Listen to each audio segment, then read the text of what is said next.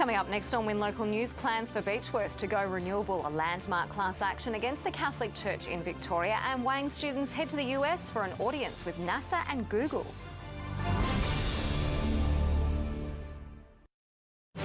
On the border and across the northeast, this is Win News. Tonight, huge plans for Beechworth to go renewable by 2030.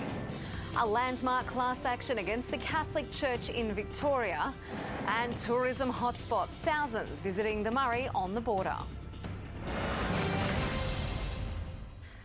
Good evening, I'm Amy Duggan. Also tonight, better mobile coverage for regional rail commuters. Beechworth is the latest town looking to become 100% reliant on renewable energy. The historic town's taken inspiration from the totally renewable Yakandanda Group, which is already on its way to achieving its sustainability target. Energy prices are soaring and every household is looking for answers. But now in Beechworth, a small group's hoping to make the entire town totally reliant on renewable energy by the year 2030. A community meeting will be held in Beechworth this Saturday. Mark Blackman, Win News. A landmark class action set to sue a Catholic diocese in Victoria under a new bill that will allow victims of child sex abuse to target the organisation's assets worth millions. The move's expected to open up the compensation floodgates. Alleged child sex abuse victims from regional Victoria are forming an historic class action against the Catholic Church. It's expected to be the first lawsuit in the state under new legislation overturning what's known as the Ellis defence.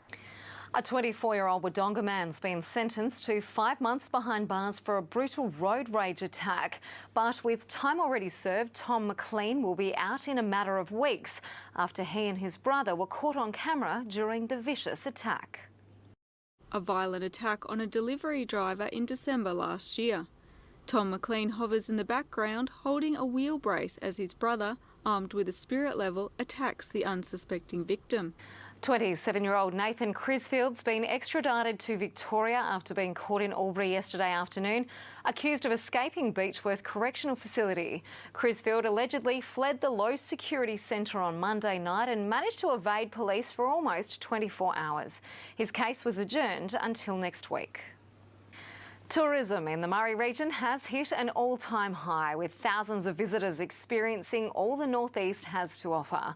Tourist expenditures are up by more than 11% and local businesses can't get enough. Bike trails, picnic areas, canoeing, you name it, there's plenty to do in the Murray region. The Murray's building its position as an iconic Australian product, which is fantastic. The Nationals have vowed to better invest in maintenance of rural roads and bridges if elected in November. $160 million would go to local councils and shires towards helping with the upgrades. Potholes and crumbling roads infuriate regional drivers. I'm too scared to drive. Like holes, cracks, like bits of the road have formed up a bit. Grain farmers are doing their bit to raise awareness for cancer, thinking pink during harvest. 300 swapped to pink grain storage bags and in the process raised more than $11,000 for cancer research on the border. They may look out of the ordinary, but these pink grain storage bags are helping save lives. Coming up next on Win News, a woman killed after being partially sucked out of a blown-out plane window during a mid-air engine explosion, and better phone coverage for regional rail commuters.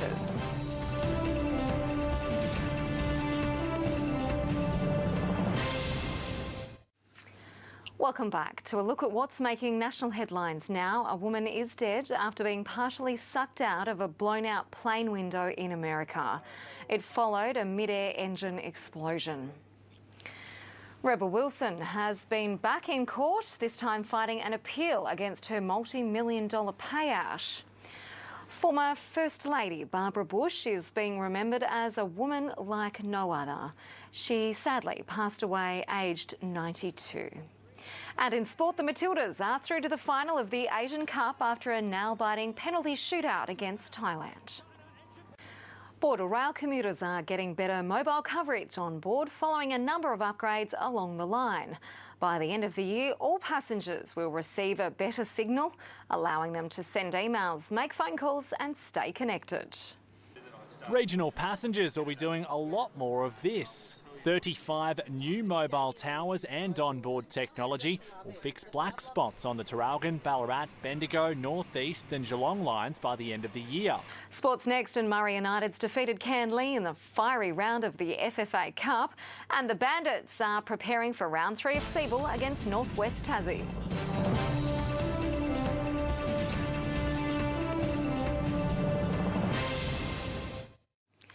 In sport, round 3 of the Seabull is an important one for the Bandits. Players and coaches took some time out today to mentor young aspiring superstars.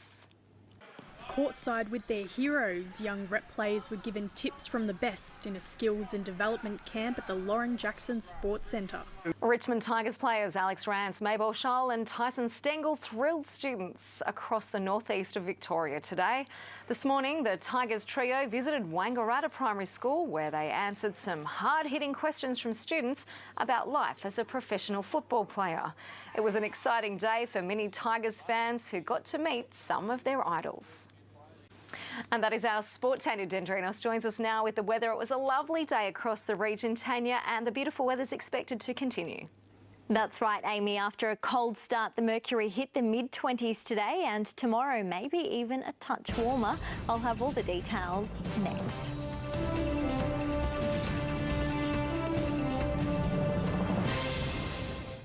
Hello again. Overnight temperatures were close to average in most places. This stunning early morning snap was captured by Neil during an early morning walk along the Murray. If you've taken a weather photo you'd like to see up on screen, you can email it through to weather@wintv.com.au. Let's have a look at the details from today. Humidity was sitting on 100% in Corryong at 7 this morning, 5 the low, 23 the top throughout the day, 3 degrees the low at Beechworth. It saw a top of 26 today. Wangaratta didn't reach its high of 25 until after 4 p.m. and wind gusts reached 28 kilometres an hour at Yarrawonga. On the satellite, a high pressure system is sitting over the Tasman Sea. On the synoptic, the high will remain slow moving ahead of a weak low pressure trough which is approaching Western Victoria towards the end of the week. Taking a look at the forecast, partly cloudy with some patchy fog to start, and there is the slight chance of an afternoon thundery shower in the east, as well as the possibility of some smoke haze about the ranges late in the day. 5 the low at Bright. It's heading for a top of 24 throughout the day tomorrow. 7 overnight for Benalla, 26 the top there, 26 also the forecast high for Wangaratta, with Yarrawonga and Corowa stretching to tops of 27. Corowa seeing a low of 11 degrees tonight.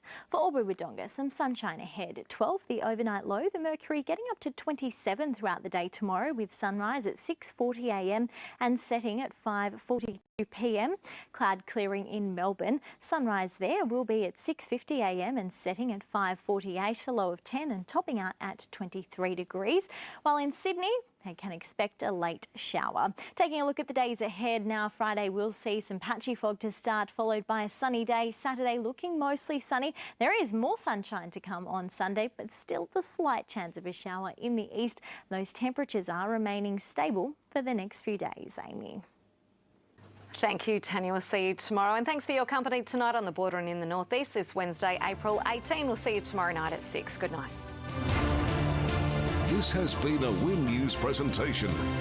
Win News, Regional Australia's #1 news source.